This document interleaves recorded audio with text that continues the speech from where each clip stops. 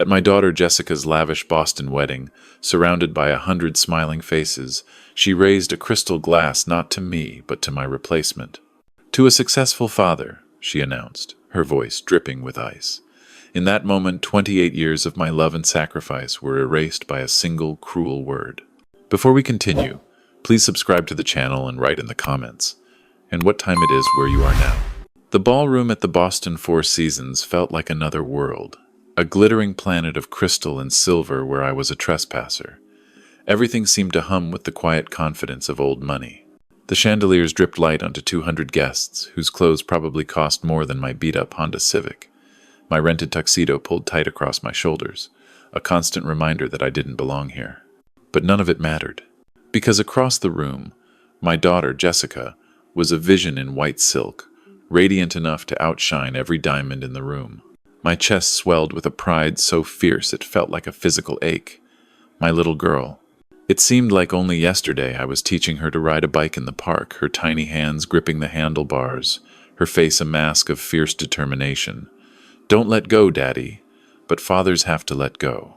That's the job. You let go and you watch them ride away, praying they find their own path. Now, she stood beside her new husband, Andrew Vance, a nice enough boy with a soft handshake and a $50,000 watch. His father, Richard Vance, well, he was a complicated story. He sat at the head table, watching the proceedings with an unreadable expression. Then, the clinking of a glass quieted the room. Jessica picked up a microphone, her manicured fingers wrapping around it with an ease that seemed so foreign to me. She smiled, a practiced, perfect smile I hadn't recognized in years. "I want to thank you all for being here," she began, her voice smooth and clear through the speakers. "And I want to raise a glass to the man who showed me what real success looks like. The man who taught me that ambition isn't just about wanting things, it's about achieving them." I felt my own smile form, my hands already moving to applaud. This was it. This was the moment that made every double shift at the warehouse, every long night driving strangers around the city, worth it. But she didn't turn to me. Her gaze shifted past me, landing on Richard Vance. She walked over to him, placing a hand on his expensive Armani suit. "Richard," she said, her voice full of a warmth she hadn't used with me since she was a teenager. "You've shown me what a true father figure is. Someone who builds an empire, not excuses." The champagne I'd just sipped turned to acid in my stomach. My half-raised hands fell to the table, crumpling the linen napkin in my fist. A nervous laugh rippled through some of the nearby tables. They thought it was a joke, a clever roast. I knew better. Jessica finally turned her eyes to me, cold and sharp as broken glass. "So, I'd like to make one final toast," she declared, raising her glass high. The light caught it, casting a golden shimmer across the room. "To a successful father, because finally, I have one." The room erupted in applause. Cheerful, oblivious applause for my public execution. My daughter had just fired me from the only job I ever truly loved, and all I could do was sit there and bleed. The applause in the ballroom faded into a dull roar in my ears, the sound waves carrying me backward against my will. 5 years. It started 5 years ago. Not with a bang, but with a plume of white steam rising from the hood of my 2008 Honda Civic. The car had died in the middle of her college parking lot, a rusty island in a sea of new Audis and BMWs. I was trying to push it into a parking space when Jessica's friends walked by, their designer backpacks probably costing more than a new transmission for my car. I saw the flash of panic in her eyes, the desperate wish to be anywhere else. After they passed, their laughter echoing in the humid Boston air, she turned to me. She didn't even help push. "Dad," she'd said, her voice low and tight, "could you just not come to campus anymore? It's embarrassing. The Uber ride home cost $32 I didn't really have." Sitting in the back of a stranger's Toyota, I remember calculating repairs versus groceries, new brake pads versus the electricity bill. It was a terrible kind of math I had become far too good at. The shame cemented itself a few months later. It was her birthday, and I'd saved for 2 months to take her to a nice Italian restaurant in the North End, a place with cloth napkins and waiters who grated fresh Parmesan onto your pasta. It was the best I could do. I was watching her scan the menu, a small, genuine smile on her face for the first time in weeks, when she suddenly froze. One of her new, wealthy friends had just walked past the window. I watched my daughter physically shrink into her seat, trying to become invisible.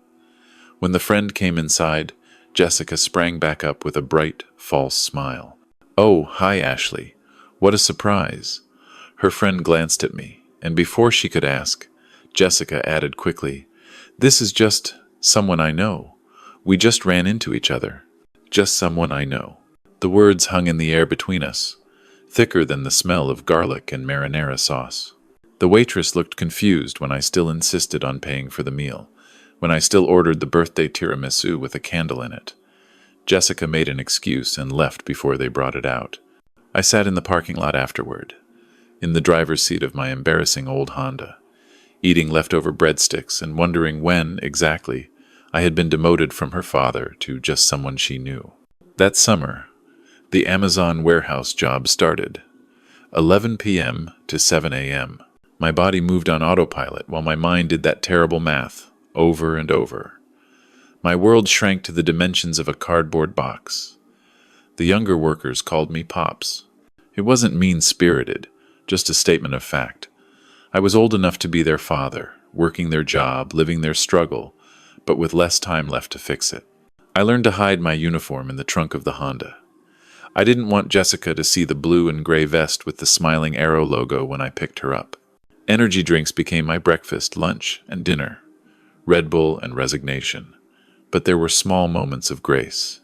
One morning, an Uber passenger, a woman about Jessica's age, tipped me $50. "You remind me of my dad," she'd said, her voice soft. "He worked himself to death for us kids." She used the past tense. Worked. I wondered if she meant it literally. The breaking point came in August. Jessica was looking for something in the glove compartment and found a stack of my pay stubs. I found her sitting on the worn steps of our apartment building, typing numbers into her phone's calculator. The screen glowed in the twilight. 62,000, she said, not looking up at me. Combined. "Dad, that's what my friends spend on cars." "They're cars, Dad, plural." Finally, she lifted her head, and I saw the judgment in her eyes, as cold and clear as a winter sky. I saw it before she even said the words. "This is such a loser situation." She claimed she meant the situation, not me. But words don't work that way. They aren't surgical. They're like paint bombs. They splatter onto whatever they touch. And those words touched me. They stuck. Every shift after that, loading boxes, driving strangers through the night, I heard them. Loser, loser, loser. It became a rhythm to work to, a steady beat beneath the drone of the conveyor belts and the hum of the highway. I stopped trying to explain myself to her after that. I just accepted my new title. In the eyes of the one person whose opinion mattered more than anyone else's in the world, I was no longer a father. I was a loser. The final crack in our fractured relationship appeared that winter. Jessica came home from college for the holidays with designer luggage I'd never seen before. She made her announcement while scrolling through Instagram, as casually as if she were mentioning the weather. "I'm dropping out," she said. "What? Kristen, no. You're so close to graduating." The tuition for her final semester was already paid. $20,000 I'd borrowed against my own future, thinking it was an investment in hers. "College is for people who need to work for a living," she said, not looking up from her phone. "I'm not going to work for a living. I'm going to marry wealth." She said wealth, not a wealthy man. As if wealth itself were a person she could wed and be done with it. "That's your problem, Dad," she sighed, finally gracing me with her attention. "You think too small. The women I have to compete with spend $20,000 on a handbag." Then came the real reason for her visit. She needed $30,000. "For what?" I asked, my voice barely a whisper. "For networking, for a new wardrobe, for memberships to the right clubs, for the tools she needed to hunt." The loan officer at the bank had a look on his face. I'll never forget a mixture of professional sympathy and personal judgment. An 18% interest rate. Payments that would stretch until I was 75 years old. "Think of it as an investment," Jessica had said, echoing my own foolish thoughts from earlier. "An investment in your grandchildren's future." She waited in the car while I signed the papers, probably browsing designer websites online. I sat there in that cold, sterile office, pen hovering over the signature line. Every instinct screamed at me to say no, to stand up and walk away from this madness. But what would that accomplish? She would leave, and I would be alone, having lost the last thinnest thread connecting me to my own daughter. So I signed. My signature, the same one that had once authorized multi-million-dollar contracts for Apex Logic, now condemned me to a decade of debt. I felt the weight of that pen stroke in my bones. It wasn't just a loan. It was a surrender. I was no longer investing in her future. I was paying for her to erase mine, while Jessica was busy spending my future, transforming herself into someone I didn't recognize. The past began calling me. Literally. The calls started in November, always from a number I didn't recognize.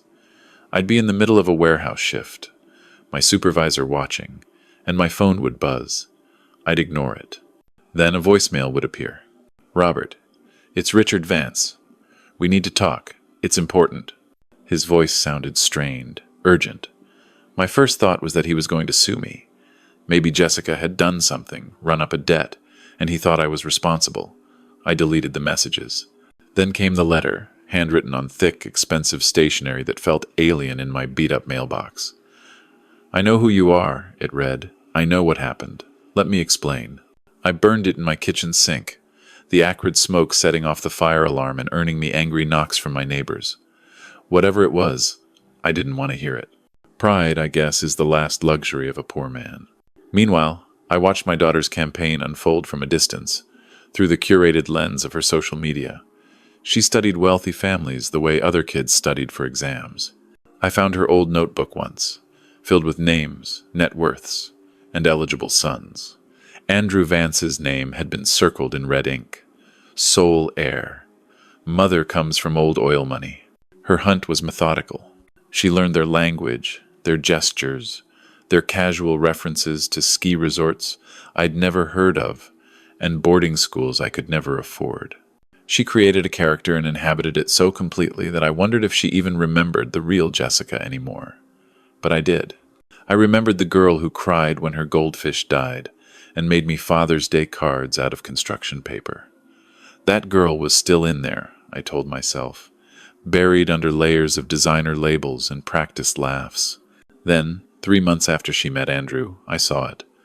I was sitting in my car during a break between Uber rides, scrolling through my phone like an addict, looking for a fix of a life I wasn't part of. And there it was. A professional photograph, backlit by a perfect sunset. Jessica and Andrew.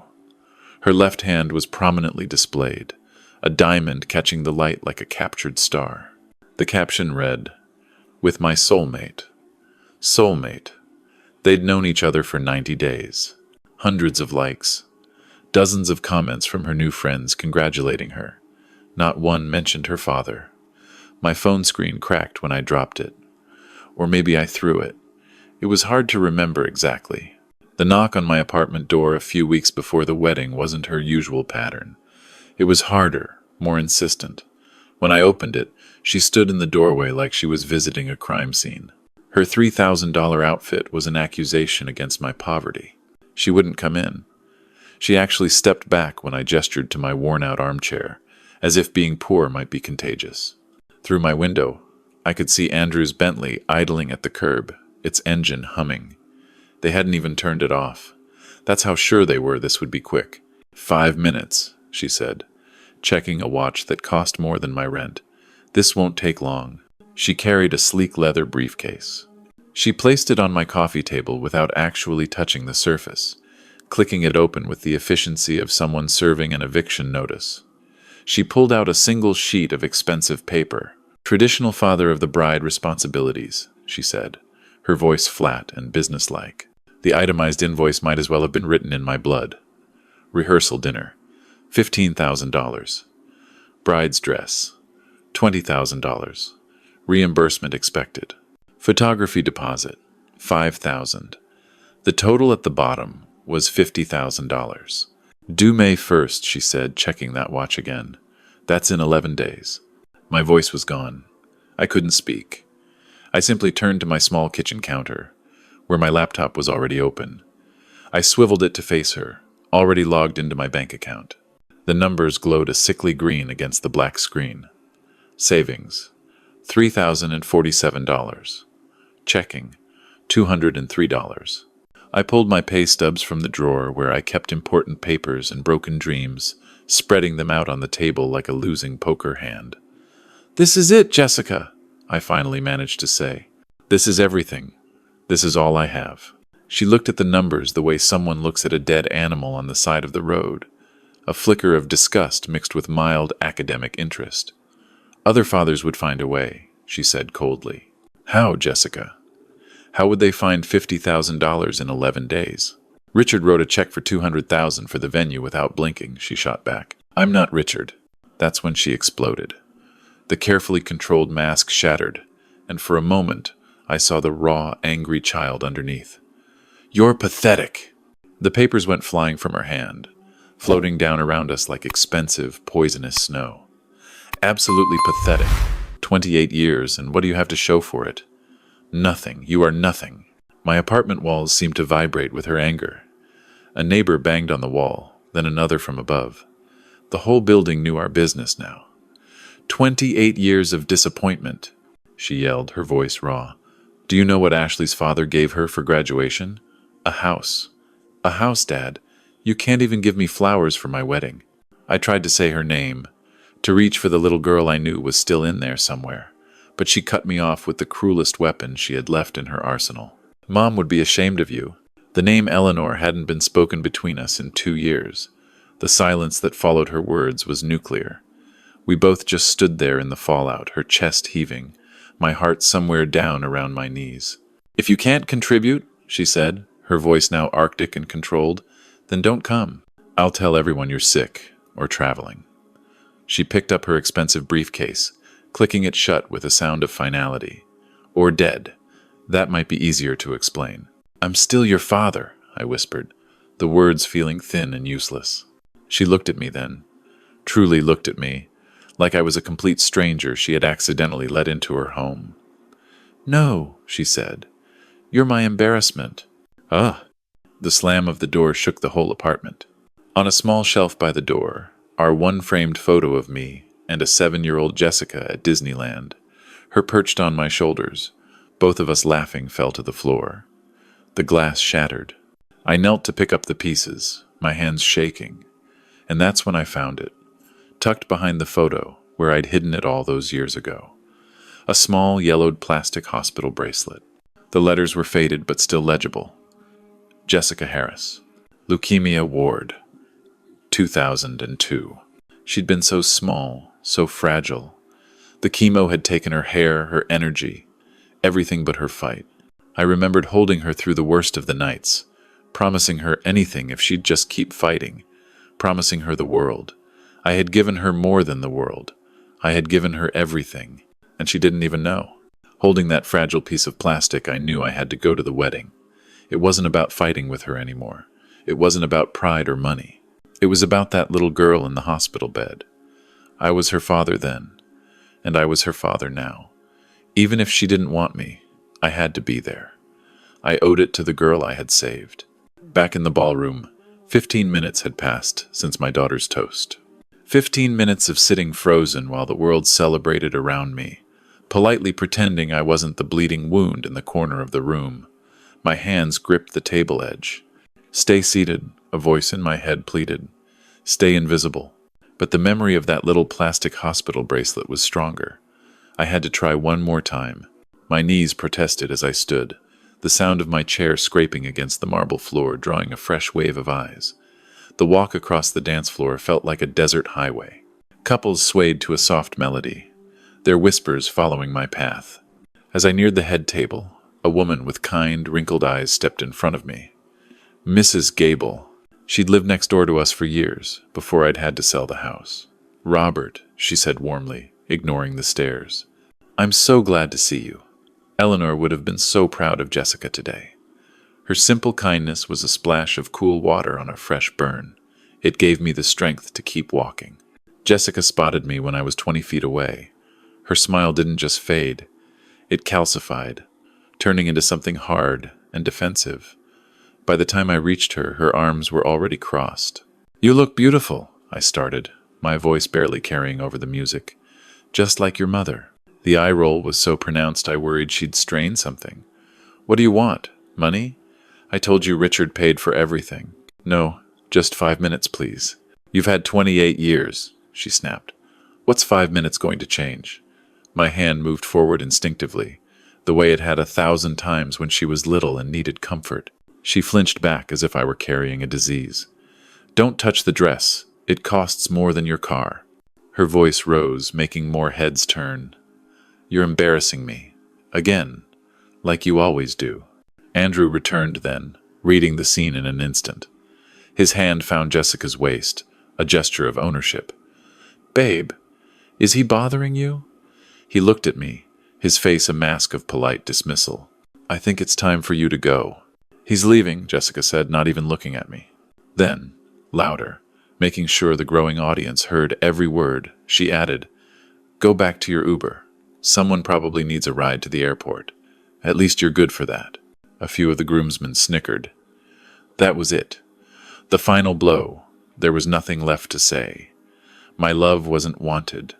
My presence wasn't tolerated. I just nodded, a single, tired gesture of surrender. I turned to walk away, each step measured, trying to hold on to whatever shred of dignity I had left. 1 step. 2. The doors to the ballroom seemed a mile away. 3 steps. A firm hand landed on my shoulder. It wasn't aggressive, but it was heavy with an authority that stopped my retreat cold. The warmth of the palm through my cheap rental jacket felt like an anchor in a stormy sea. "Robert, wait," Richard Vance said, his voice low but clear beside my ear. He turned me around to face the room again. 200 faces swiveled between us like spectators at a tennis match. A ripple of confusion went through the crowd. Why was Richard Vance, the man of the hour, the man paying for this entire spectacle, stopping the bride's embarrassing father from leaving? "Dad, what are you doing?" Andrew's voice cracked, the confident man of the world act vanishing, replaced by the uncertainty of a teenager. Richard ignored his son completely. His grip on my shoulder remained, not painful, but insistent, and he started walking me back toward the head table. The crowd parted for us, expensive gowns rustling as people scrambled to clear a path. "Richard, he's leaving." "It's fine," Jessica called out, her voice pitched high with a new, unfamiliar note of alarm. "No, it's not fine." Richard's voice carried the command of boardrooms and hostile takeovers. "Nothing about this is fine." He reached the head table and grabbed the microphone from its stand. A brief, sharp squeal of feedback pierced the air before his voice boomed through the speakers, filling every corner of the ballroom. "Everyone, listen up." The band stopped mid-song, a single trumpet note dying a lonely death in the air. The wedding coordinator, a thin woman in black, started toward him, but froze when he shot her a look. "Jessica," Richard said, turning to face her, his voice echoing slightly, "explain to everyone here, right now, why you're treating your father this way." This isn't your business," she stammered, the controlled facade finally cracking, revealing genuine shock underneath. "You're marrying my son," Richard countered. "That makes everything my business. Now I've watched you dismiss this man for 2 years, watched you belittle him, treat him like something you stepped in. It ends tonight." He paused, and his eyes found mine. There was no pity in them. There was something else. Anger, and a strange, grim sense of purpose. He turned back to the crowd. "It's time for the truth." Then he looked over at the wedding technician. "Put the projector on, now." The massive screen that had been showing rotating photos of the happy couple all night flickered and changed. The room was cemetery quiet. Even the servers had frozen mid-pour. A new image appeared. It was an old photograph, slightly grainy, scanned from a physical print. 2 young men in ill-fitting suits stood in front of a hand-painted banner that read, "Apex Logic." They had their arms around each other's shoulders, smiling like they owned the world. Or like they were about to. One of them was Richard, 30 years younger, but unmistakably him. The other was me. A sharp gasp cut through the silence. It was Jessica. That's you, she whispered, the microphone still live on the table, broadcasting her confusion to the entire room. Richard nodded slowly, a grim satisfaction on his face. 1995, he announced, his voice echoing. The day Robert Harris and I incorporated Apex Logic. His fingers swiped across his phone, and the image on the screen changed. Incorporation documents, crisp and official. A red circle highlighted the ownership details. Richard Vance, 50%. Robert Harris, 50%. Dad, what is this? Andrew stepped forward, his face a mask of disbelief. This, Richard said, turning to his son, is the man you've been calling Pops. The man you and your fiancé have been mocking. The man whose genius your entire fortune is built on. He swiped again. Another document appeared. This one, an internal company record. Robert Harris, co-founder and chief technology officer. The algorithms our company still uses today. Richard's voice grew stronger, filled with a righteous anger that had been simmering for years. Every core process, every optimization that made us millions. Your father-in-law wrote that code in a rented garage with leaky pipes. Gasps rippled through the guests. I saw several tech executives in the crowd lean forward, their faces stunned.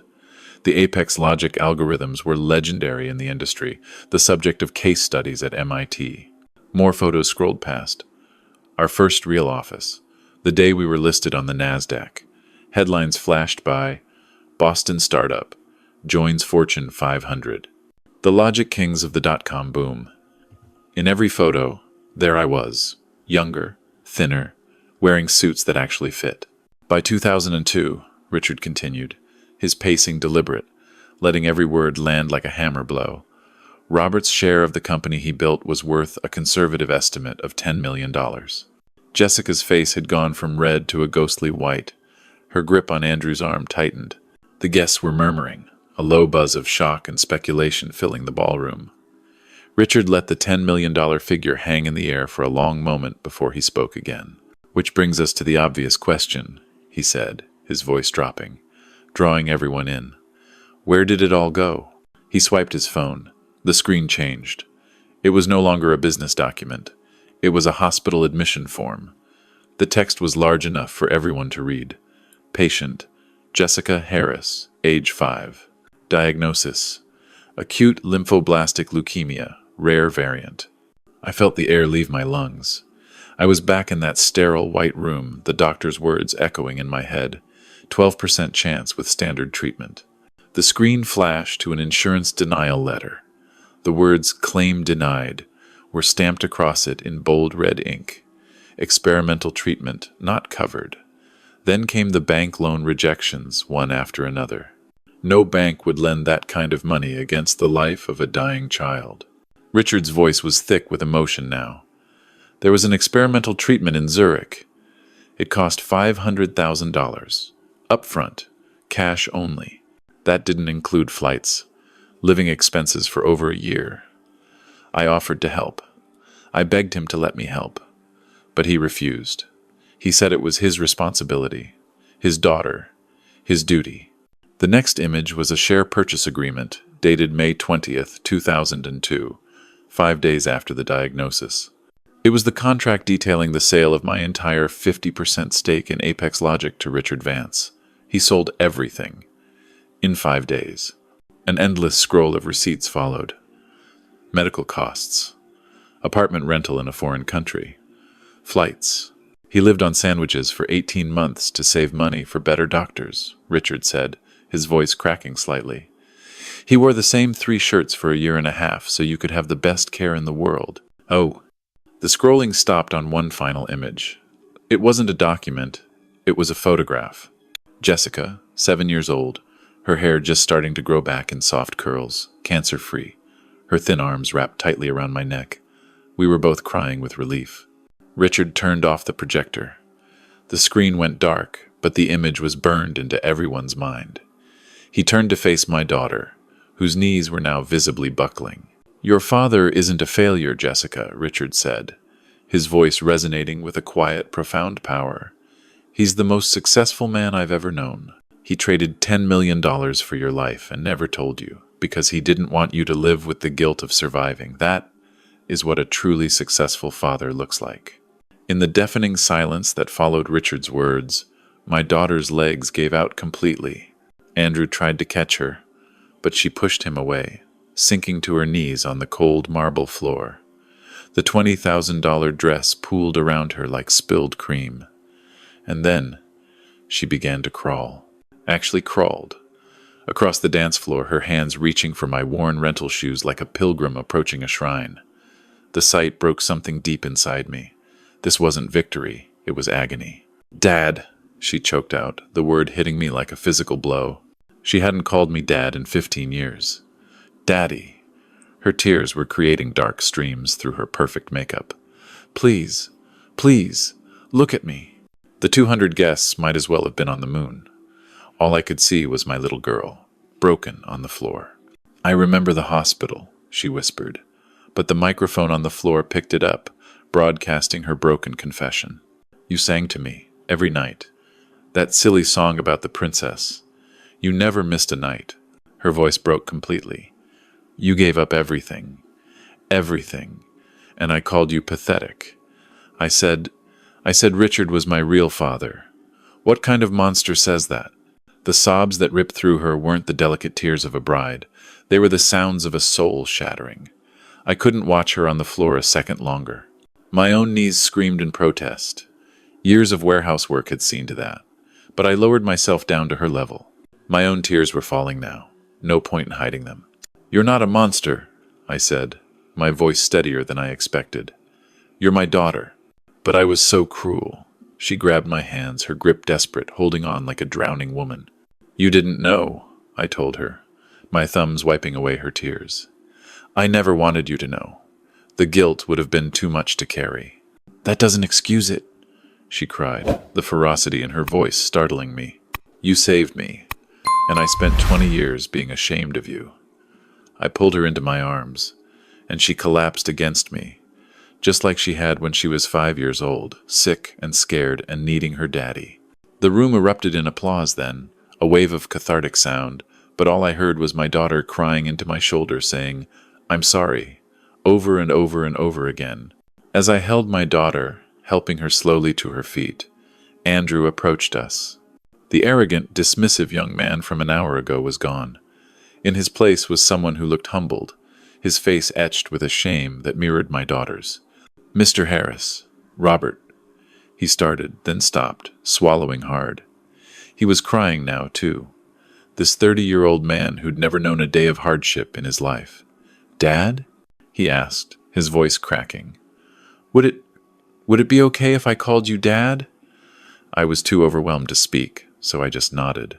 "I didn't know," he said, pulling me into an awkward but genuine hug. "If I had known, the things we said, the way we treated you, you're a hero, an actual hero." Richard's voice cut through the emotional haze. "It's not over." Everyone turned. He had a sheaf of legal documents in his hands, real ones on thick paper, not projections on a screen.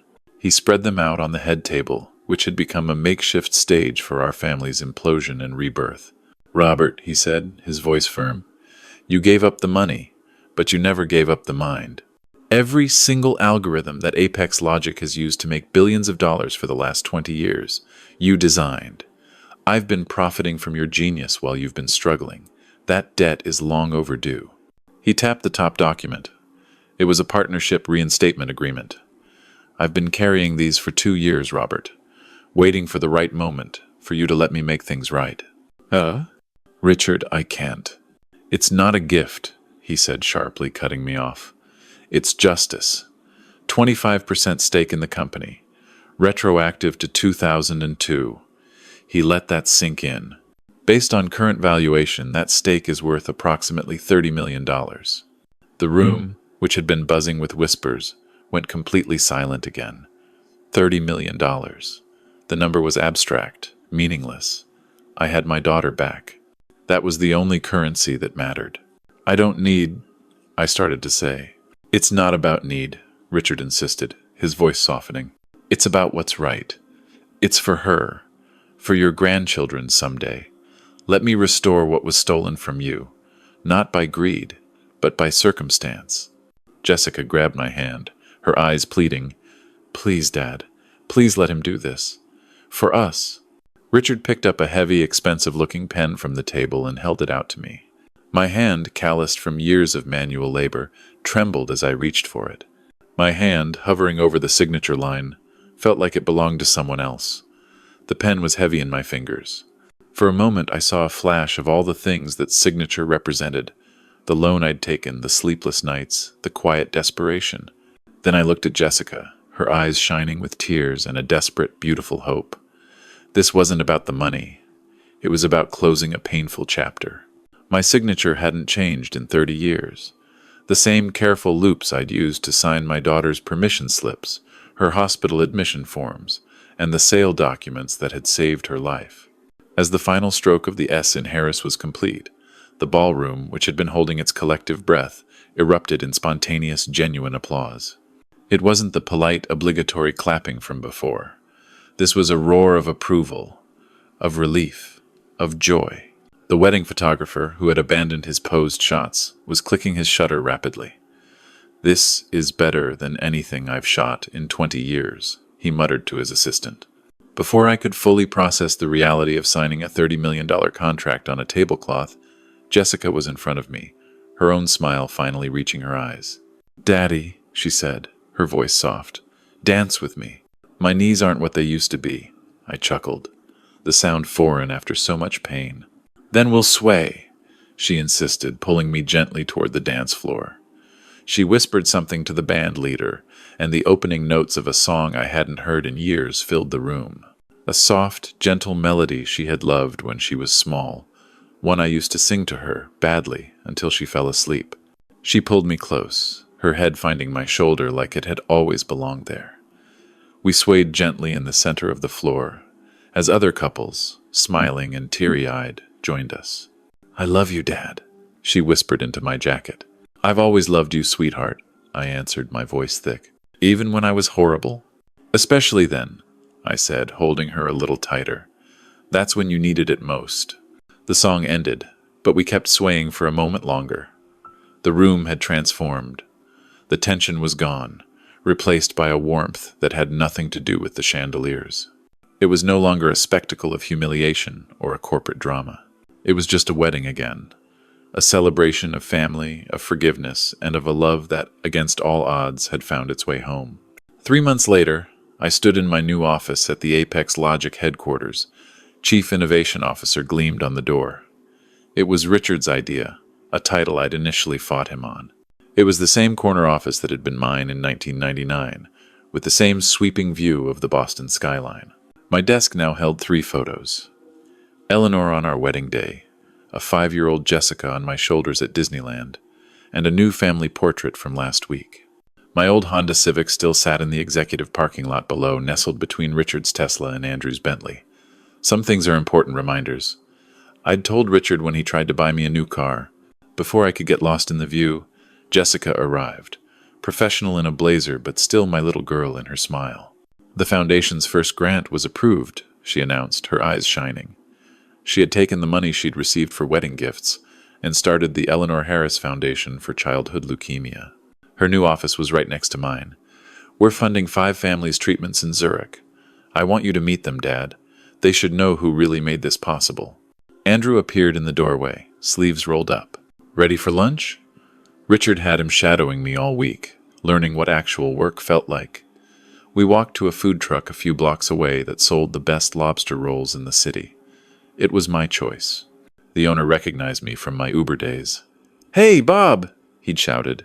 "You drove my mother to chemo for months, never charged her a dime for the waiting time. This is on the house." As we sat on a park bench eating, a young woman with a notepad approached us. "Excuse me," she said, looking at me. "Aren't you Robert Harris, the Apex Logic founder who gave everything up for his daughter?" Before I could deflect, before I could say it was a long story, Jessica answered for me. She put her arm through mine, her voice clear and filled with a pride that was worth more than any stock option. "He's my father," she said to the reporter, but also to the world. "The most successful man I know." "Him?" We walked back to the office together, Jessica in the middle, linking arms with both Andrew and me. In that moment, surrounded by the city I had helped build, with my daughter's love as my true fortune, I felt like the richest man in Boston. Success, I had learned, had nothing to do with a bank account. It had everything to do with the life you'd saved, now dedicated to saving others. How do we measure the value of a life? Is it in the titles we hold, the balance in our bank accounts, or the buildings that bear our name? Robert's story reminds us that true success is often invisible to the outside world. It's not built on stock options, but on silent sacrifices. It's measured in sleepless nights spent by a hospital bed, in the quiet dignity of working a job that is beneath you, but not beneath your honor, and in the unconditional love that asks for nothing in return. The greatest legacies are not the ones we build for ourselves, but the ones we give to others, often at a cost no one else will ever see. The journey from a daughter's cruel words to a father's quiet triumph is a powerful reminder of the secrets that can lie dormant in a family's past. It's a story about how the person you think you know might be carrying burdens you can't imagine, and how the truth, when it finally comes to light, has the power to not only restore justice, but to heal the deepest of wounds. If this story of sacrifice and forgiveness touched your heart, please let us know in the comments below. What does a successful father or a successful parent truly mean to you? Your thoughts and stories are what make this community so special. And don't forget to like this video and subscribe to the channel so you never miss another story that reminds us of what truly matters.